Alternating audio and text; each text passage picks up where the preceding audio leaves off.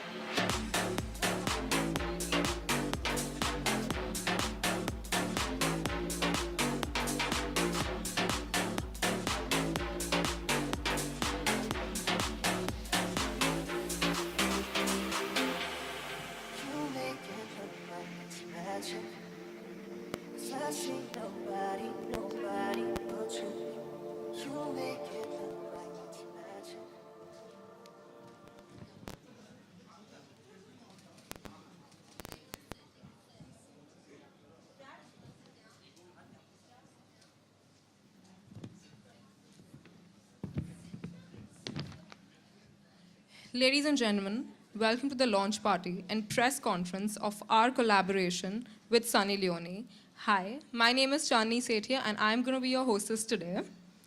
On behalf of Folk Media family, I would like to extend a very, very warm welcome to each one of you. We at FMG are really excited to have all of you here with us right now. A little about Folk Media Group. Folk Media started off as one of India's first native platform that solved for scale, efficiency, and transparency, and over the last 5 years has evolved to being the fourth largest media tech entity in the country. While we began as a really small unit of 5, we grew to the size of 100 members in 3 years, and over 300 members in 5 years. From a revenue standpoint, we have grown from being a 2.5 crore top-line brand in the first year to about 100 crores in 5 years, with operations across SEA, CGG, GCC, and India. Now a little about Hauterfly. Hauterfly is a millennial women's guide to fashion, beauty, fitness, and relationships, unapologetic and proud. Hauterfly is taking a stand on all things relevant and trending, from opinions to options. Hauterfly is the place. CEO of Folk Media Group, starting off from PwC as a financial consultant, spreading out his wings to Web 18, to TIL as a content marketer, and eventually leading up to set up Folk Media. Well, that seems as quite a journey. Don't you think, guys? A round of applause. A few words, please. That's quite an introduction. Thank you, Chandni. Yeah, and it's GCC, not CGG. Just saying. But thank you, guys. Thank you, everyone, for coming here. Thank you for the support. I think this is a very big event for us. Thank you, Sunny. Thank you, ma'am, for being a part of this. And thank you for coming on board on Hauterfly.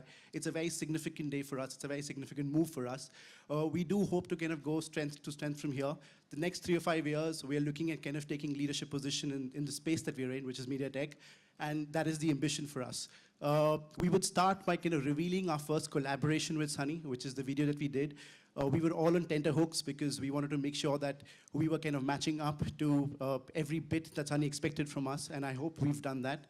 I think you've seen the video. Would love to understand what your feedback on that is. So I think let's start with the video to begin with, and then we can get on to the panel discussion if that's fine with the audience. Yeah? Okay, lovely. Let's do this. Somehow, पर किसी ने मुझसे नहीं पूछा कि मैं कौन हूँ. कौन हो तुम? When I look in the mirror, what do I see?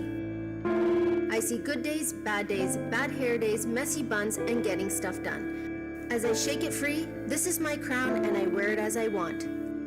This is the confident me. Sanitary pad के ads में women bleed blue. And when I'm getting ready for a meeting, you ask, red lips क्यों? Your world is black and white, but for me, लाल सिर्फ मेरा खून नहीं, मेरा जुनून भी.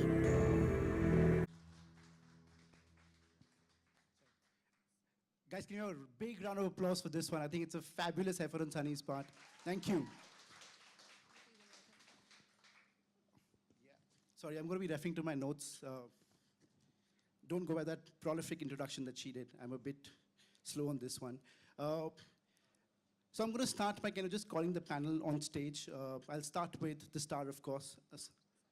Yeah. Thank you. I needed that. We'll start with Sunny first.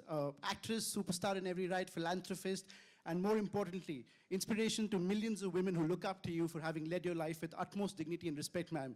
Can we please have you on the stage? Can we have a big round of applause for Sunny, please?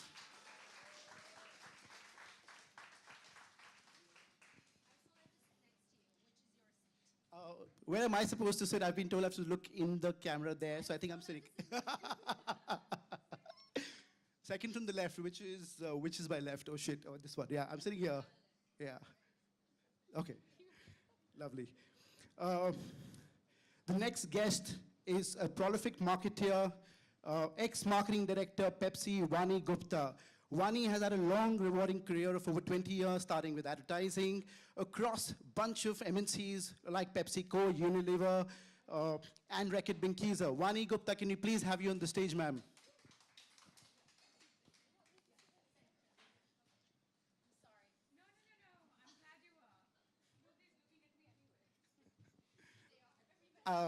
I definitely will, I promise you that. I'll make up for all the paparazzi there. Okay, the next guest in the panel is somebody from one of my favorite brands in terms of content marketing. It's Bacardi. Eshita Jaiswal. Eshita Jaiswal is the digital head for Bacardi across India and Southeast Asia and leads digital strategy, social media, content marketing for iconic brands like Bacardi, Breezer, Grey Goose, Bombay Sapphire, Devars, William Lawson's. Ma'am, can you do a barter, please? Is that possible? Eshita Jaiswal, can you please have her on the stage, guys? A big round of applause. The next and the last guest that we have is somebody from Reckitt Benckiser, Bhavna Mittal. Bhavna Mittal is the head of media, digital, and communication with a career span of more than 20 years. She's been associated with various reputed brands and campaigns. Bhavna is the regional head of media and digital for R&B. Guys, can we have a big round of applause for the panel, please? Who needs a mic? I think I have one. You have one. Wow. I have to admit, I'm a bit nervous here in the company of these absolutely esteemed women here. Pardon me, I'm a nervous wreck right now. But I'm going to start by kind of opening the floor here with a very simple question that I've had in my mind. You know, when I was looking at the profiles of all four of you, the first question that hit me was that, is glass ceiling really a myth? Because look at the four of you. You've kind of shattered every notion of glass ceiling in your respective careers. Does it really exist across the industry, across professions, across careers? Because if it really did, would the four of you really be where you are today? Or is it really something that exists and we've had to kind of fight hard to battle the glass ceiling that really exists there? So, I mean, it's an open question for the floor. Okay, let me take a stab at it. I think it definitely does exist. It's not a myth. It is very, very true. And it's not just the big understanding of what is the glass ceiling. It's also the many different small ways in which women find themselves disadvantaged or discriminated against. And I think it's a constant struggle, especially when there are very few women at the top, you know, and especially where there are very few women breaking stereotypes. And Sunny's smiling at me because she has such a powerful story of her own. But for a lot of us in the corporates, I can tell you, because there are such few women at the top, you're constantly battling stereotypes. You're constantly battling the notion that you yourself are alone. So a lot of times, actually, it's a battle with yourself, because you have to keep telling yourself that even though mine is the only voice, I must make it heard for the sake of the many women who might hopefully someday come to where I am. Uh, Okay, I completely agree with you. In fact, the glass ceiling definitely exists. I know there are a lot more women today that are breaking through and shattering through and sort of provide that inspiration for other younger women out there. And not just in the field of corporates, I feel across the board. Like you look at an initiative like Girls Who Code. It's a global initiative, and it was primarily done because somebody on a US campaign trail discovered that there aren't enough women in computer sciences. And coding and technology is the way of the future, as we all know with folk media and the kind of solutions you guys are doing. But that doesn't seem to be the case. And that's why a lot of initiatives now are being taken up. I fear implementation is a challenge, and that's something that needs to be large scale. And in India, the interpretation of glass ceiling is very different, right? So a glass ceiling for somebody else might be my everyday. So I work in an alcohol industry, right? But I have colleagues who are female who have to have like clearly take a stand to say, yes, with their in-laws, for instance, to say, yes, I can work in an alcohol industry and it's not a vice, it's a lifestyle, right? And that for me, I could take it as, okay, this is my norm. But for somebody else, it's completely different. Just a story, for instance, of a colleague of mine is transitioning from being a male to a female in the office. And just for something as small as which washroom should I use, right? For me, that's such a normal thing. But for somebody else, that's their glass ceiling. So it's so different for each strata, each kind of person. And it definitely does exist, in India for sure. There are steps that are being taken, but I feel platforms like this are super important to build that even further. sure. Okay, so just really to the point, Eshta and Vani, and I would love to hear your comments on it, Sunny, because you come from a slightly different industry than the three of us are here. But Samar, just to ask you a question, how difficult did you find us to get us three here in the first place? Because if you knew that you had to get a mix of guys and girls, it would have been far easier. But getting three women on top here and be like sidelined here, it would have been a bit of a difficult task. No, I completely agree. And I'll tell you this, that I've also seen a lot of progress in the last 2 years. The number of women that I'm seeing in the management teams, and I can tell you that my company, which is Fork, is a living example of that. And I look around in the office and I find so many more women that are kind of completely shattering this notion of glass ceiling, Yeah. and are coming out in management positions and are kind of completely breaking any level of preconceived notions that you've had around women leadership. But I think, that's happening in the new age companies. If you go back to slightly more traditional companies like the ones which Vani and I come from, there you will still not find women really breaking through. So there, I know that after a point in time, there is somewhere where beyond this, either I move out or I decide to do what I am and be happy with it. So, I mean, just actually coming straight to the elephant in the room, but that's what it is. Because you know that there is a boys club there is this alpha male club which is there, and you, even if you are better than them, you might be as good as them, but you have to have a far more daunting approach to take on the world, and that's where the strength in numbers comes in, which Vani mentioned, because there would be one or two women, the boards, I mean, the Indian company laws say that you need to have one women director. One women director is too less because she's sidelined. She's not going to go into the smoking room and where all the decisions are made. True. So it exists, and it is a fact which we all battle every single day. Sure. Sunny, do you want to comment on this? The glass ceiling. I call them the glass ceiling or a wall or a bumper. I think that every single person in business goes through this.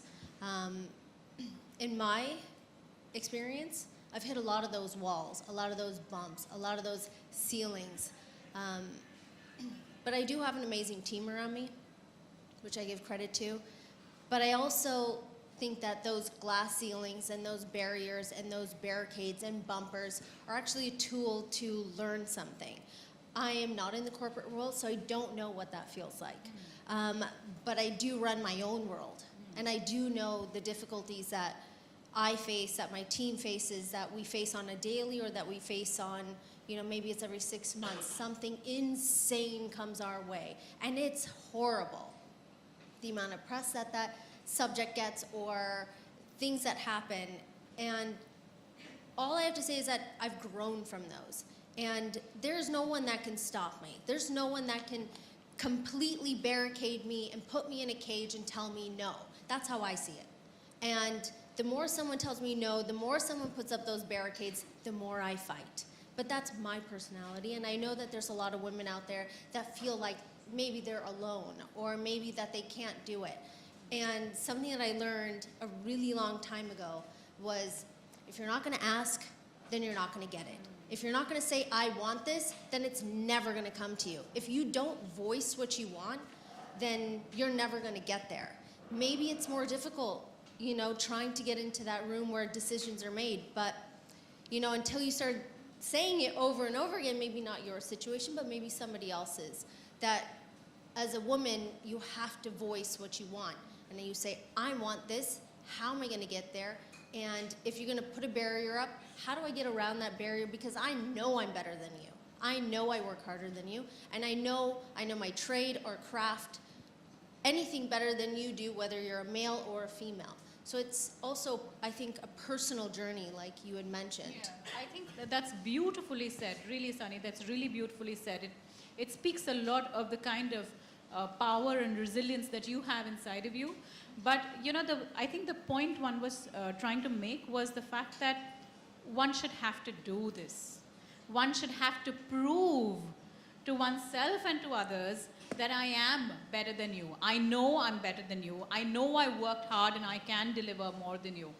The fact that one has to do this can sometimes be exhausting. Oh, and it's exhausting every single day. Exactly, exactly. So, and I think that's where the tension is, and that's the tension that we're addressing in this conversation, which is, why is it that women have to try so much harder when women are fundamentally, and research has proven so, in so many aspects of leadership, in so many aspects of collaboration, of nurturing, of integration, of bringing people together, are able to deliver so much more. It's been proven in research, it's been, you know, we see it in the small networking groups, you know, at levels where there are more women, and yet women have to work as hard to get to the top, and there just aren't enough women at the top.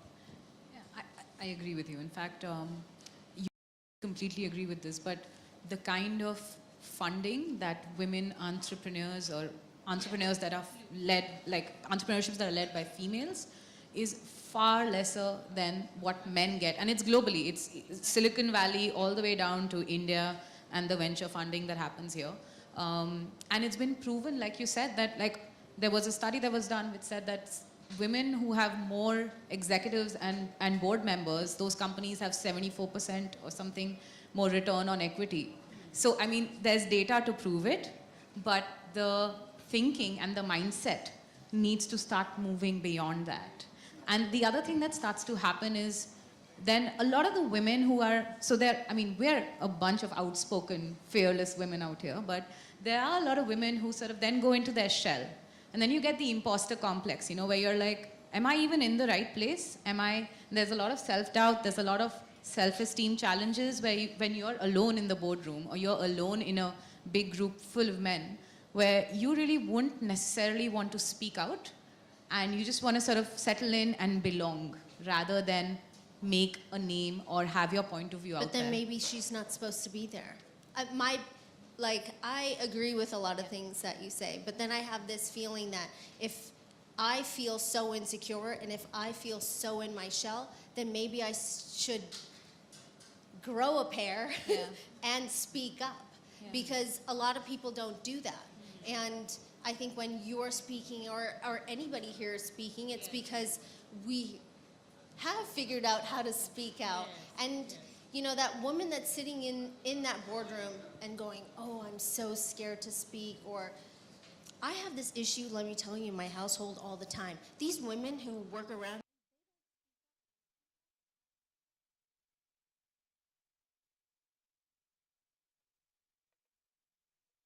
well, we all sat there and got an injection and saw the doctor, but why didn't you speak up? And I say this to women all the time, but that sort of mentality I feel is so hard to change. Now, Correct. what are the steps in your opinion? How do you change that? So, firstly, I feel it's so going back to why. Like a lot of it is societal conditioning of how, as a society, women are not necessarily meant to be heard, and that's something that over the years and with movements like Me Too, sort of a lot more women sort of speak up, feel like this is what I'm worth, and I should be there and speak about it. And I feel like the more we sort of facilitate movements and platforms like that, the more women who definitely deserve to be where they are feel far more self-assured to go out there and do a lot more. And I feel role models, like you said, right? Having a book like, say, Leone by Sheryl Sandberg got a whole lot more women to say, okay, I can be ambitious without being considered bossy in the boardroom.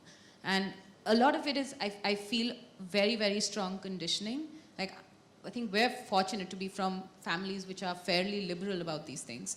But to fight that, you do need strength.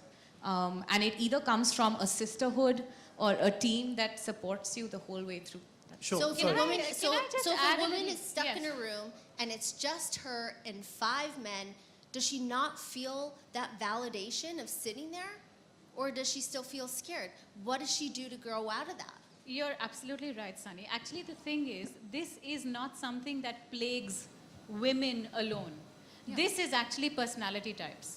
Because what you're talking about is the ability to have, the ability to speak up. It's about having the confidence of knowing that if I have a point of view, I must put it out there. You know, there's doctors in the room, you didn't speak up for 30 minutes, for God's sake, when the doctor was there, why didn't you speak? Oh, I was feeling very shy, I didn't know how to talk about this, what would he think about blah? But this is not something that plagues women alone. There are enough number of introvert men as well. I think this is more a personality type. And the problem is that when we have discussions like these, it is not about specifically only addressing women. It's actually about addressing the need for having diverse opinions and the need for respecting, like you talked about that case in your office about this person who's going through a sex change, but the ability for us to collectively respect and give dignity to diverse opinions, because everybody doesn't have to be, oh, I'm out there and I have the ability to sit on stage and talk. Everybody doesn't need to be. But everybody has something to contribute, and we must be able to respect that and get the best from everyone. Sure. I know I said I was nervous, and thanks for kind of taking the stage completely, which is lovely. I have a question, because I've been thinking about this, and I look at women from varied walks of life, and I do feel the intensity of discrimination kind of differs basis the field that you choose. You spoke about new age companies, you spoke about modern day work environments. Do you feel that the field that you choose also defines the intensity of the discrimination? Like, for example, in the movies, where it is so widespread, and we've had a movement where the women have come out and they've spoken so extensively about the kind of discrimination that they've faced. Do you really feel that there are modern day environments that are basically far more conducive to merit-driven ecosystems, where discrimination is not really as prevalent as you would find in traditional environments? So, okay, I was just doing some reading up on this, and there is, like, traditional women kind of fields, like nursing and all. That's where they say that the men take the glass elevator, and women still get stuck with the glass ceiling. So even in the traditional, like, even if it's like cooking, like chefs, you'll see more chefs who are male in a traditional so-called female domain. You'll know far more Michelin-level chefs who are guys than who are women. So I think it's a society thing, it's a mindset thing. It is also that because of various reasons, women start dropping off at the middle level. So just very few of us reach really to the top level, and coupled with the fact that there are few of us at the top, and sometimes they say that a woman is a woman's worst enemy. So, touching up on a very raw nerve here. But there are times when, people really try to play the politics between women, and, just somewhere doesn't add up. Sure. So I really don't think it's to do with domain. Again, another statistic which I saw, I mean, not really numbers here, but glass ceiling also exists for minorities. So if you look at Asians in, let's say, US, but even the men there will do better than the women. So women white is okay, men non-white is okay, women non-white is like somewhere down there, right? So it just doesn't add up. So you have to work yourself far harder, far stronger, come to the point that say, okay, look at me, I have delivered, guys, please, I've worked hard enough, I deserve this. I mean, one of my very old bosses, like, I remember at a time, he said, oh, I know you've been doing very well, but you're a woman, you're a single girl who stays with a mom. That guy's got 2 daughters, let me give him better increment.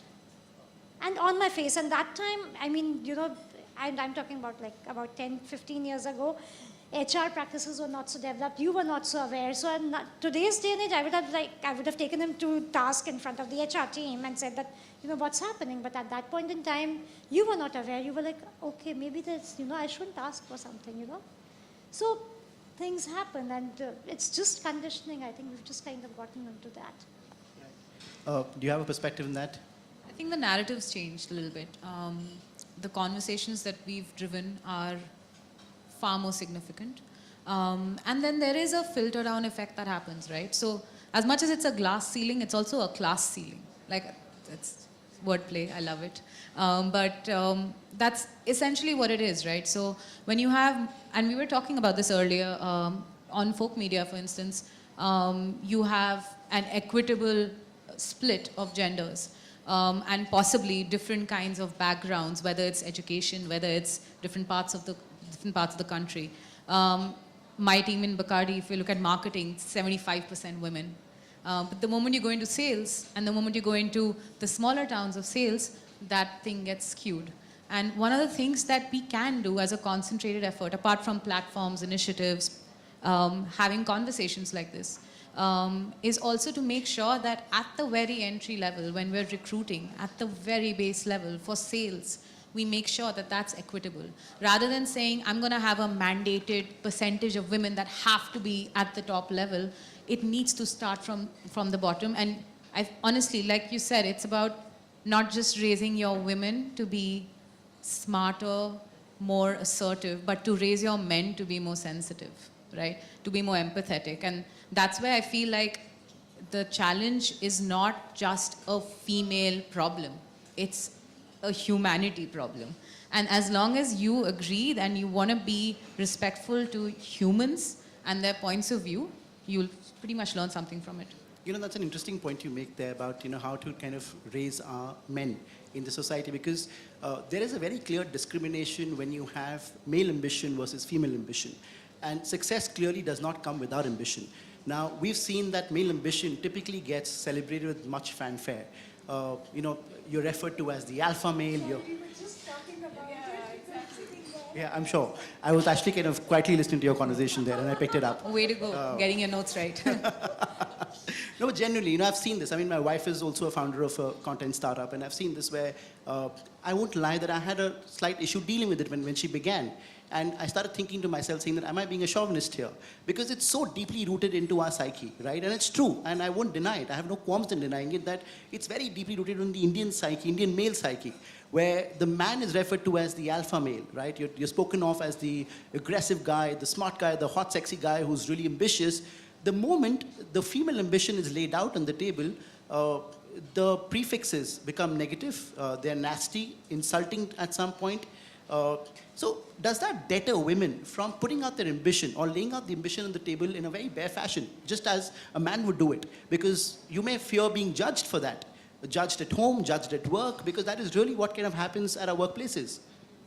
Yeah, I think over here I'd like to take on Sunny's narrative and the point that she's been trying to make over here. I don't think there is any option but to be able to put yourself out there and to be able to say that I am able to do this better than anyone else. There is no better way to do it than to be able to get comfortable with self-promotion. Men are very, very comfortable with that. Besides, men are raised to believe that there is nothing that you can't do. There's nothing you can't achieve. There's no field, that you can't make a mark in. But women are, I don't know whether we're taught to be, I wasn't taught to be, but why do women naturally have a tendency to have a lot of self-doubt? Women generally tend to be it's not just accommodating. Also, I look at myself. I always approach everything with, I think I need to learn some more. I'm not so sure if I know it absolutely well. I might actually be the most capable person in the room, and I'm still